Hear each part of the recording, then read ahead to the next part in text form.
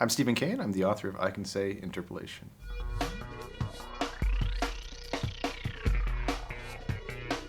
I Can Say Interpellation is a series of satirical poems, political poems, based on previously written children's literature. So I take the rhyme scheme and the imagery from some classic poems from Zeus or from Mary Margaret Brown and reconfigure them and take those rhymes and take those images and make them more political and sort of twist them to reveal certain political aspects of those poems.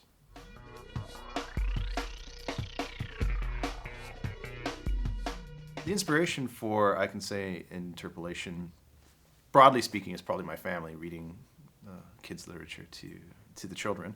But if you're thinking of a larger literary influence, there's probably two. I was influenced by the surrealists, the French surrealists, using children's rhyme and children's imagery. People like Gisèle Prasino and André Breton often used children's sort of myth and fairy tales. And then more recently, the French situationists, like Guy Debord and Oscar Jorn, who took existing texts and existing images and twisted them in what they called détournement to reveal their latent politics or to critique the politics of them.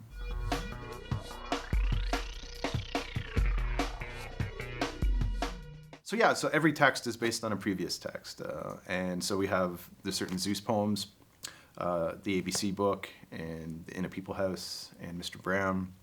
But then I also have a Dennis Lee, I have Alligator Pie that I respond to, and Margaret Brown's Goodnight Moon, and Eric Carr's Hungry Little Capitalist. And yeah, so I have 10 pieces and 10 poems, and I wanted to find sort of a broad range. And mostly there'd be something in those poems that I saw could be applied. So it would be some sort of image or some sort of narrative or some sort of illustration that sort of made me think of something political or that was happening in our culture. But also some of them were just the product of being the most popular books that the kids requested to read, and to read this one again. And so what happened was that eventually, in music they talk about the earworm, the thing that just sort of, you can't get it out of your head. So by reading these poems so many times, it sort of got in your head, and I need to, just like you need to kill the earworm by doing something else. So it was just sort of a cathartic sort of thing to put some of these poems and rhymes in a different way.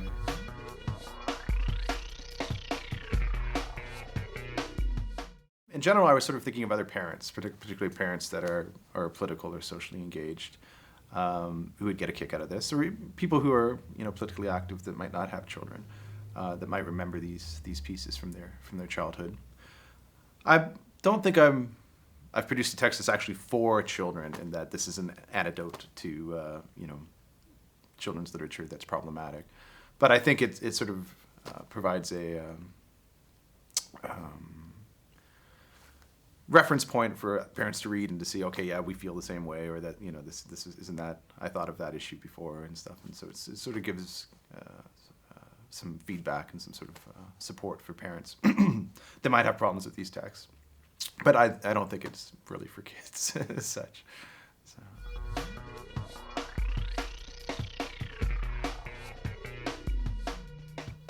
I'm really pleased by the illustrations. I think they're wonderful. And I'm really glad that Claudia Scala worked on them with me. When I first was thinking about illustrating the book, I almost immediately thought of collage. I said the pieces are sort of cut-ups or mash-ups of other texts, and I thought the visual analog to that would be collage. Right? And so I always had in mind there would be a collage text.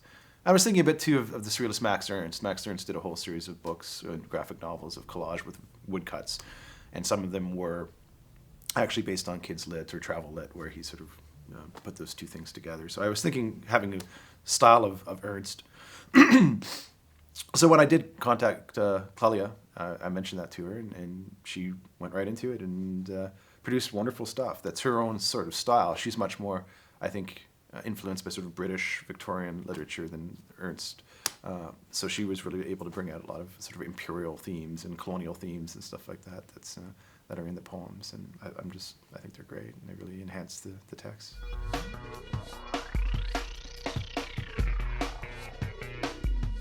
This is one of the things that she came up with. I didn't suggest this. This is one of her, that she wanted this idea of having this set image that appeared in each panel of the little girl, which made this idea of bookland again, that this girl sort of moves through these sort of visual spaces. And it also, I think, harkens to the sort of tradition in children's lit where you have a repeated image that when you're reading to a kids, they like to find them, like where's that person in each panel or whatever. And so I think it has that sort of feel through it as well.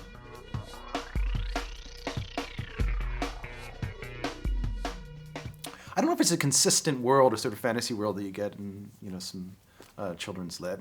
I suppose if it shares a sort of world concept, it's something like the idea of bookland, right? The bookland where characters from different texts interact with each other. They can sort of exist in this sort of virtual world where certain things cross over.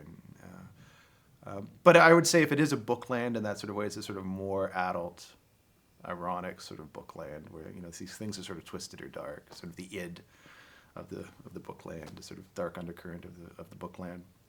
Maybe something like if Alan Moore in his graphic novels, he has these sort of strange alternate literary histories where characters interact with each other, like in Lost Girls or The Burning World or things like that. So yeah, so it's a bookland. It's a sort of a darker, satirical bookland.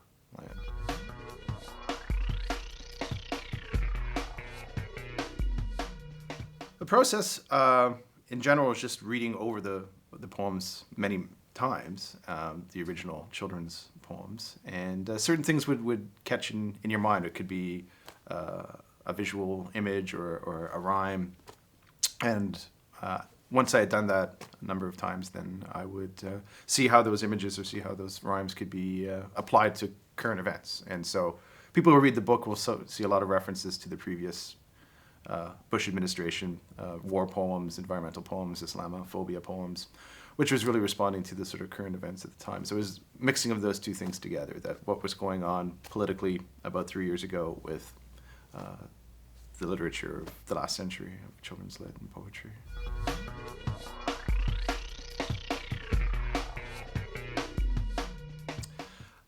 Well, interpellation is a term from literary theory and sociology from Althusser, and he had the idea that how do you become a subject within the government or in the state? Like, how do you become a citizen of a country?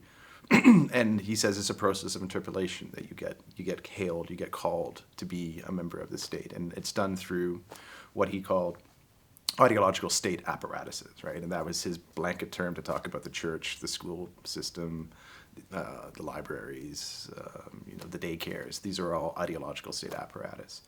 And they interpellate you, they bring you into this society and the values of your society. So that's interpellation.